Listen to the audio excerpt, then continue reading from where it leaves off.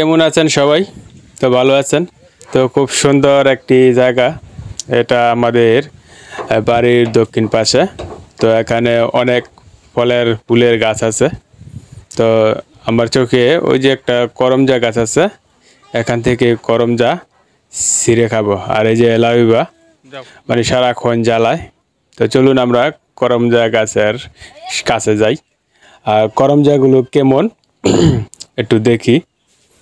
তো করমজাগুলো এখনো কাঁচা, এটা পুরোপুরি পাকে নাই। তো করা তো এই করমজা গাছটা কিন্তু ঝুলে গেছে, দেখুন খুব সুন্দর লাগছে না করমজাগুলো। তো এগুলো লবণদা, খেতে কিন্তু দারুণ টেস্টি মজা। আমি প্রায় যেখানে পাই করমজা ছিঁড়ে নিয়ে আসি। তো আর জায়গাটা কিন্তু খুবই সুন্দর। অনেক ছোট ছোট ছেলেমেয়েরা খেলতে আছে। লাবিবার দেখুন গাছ উঠে গেছে।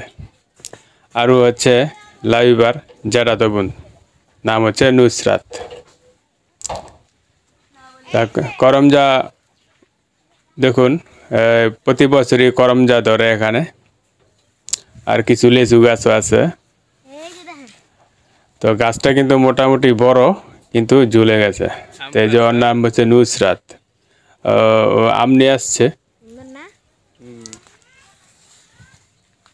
খুবই করমজাগুলো করা অল্প কিছুদিন পরই বড় হয়ে যাবে।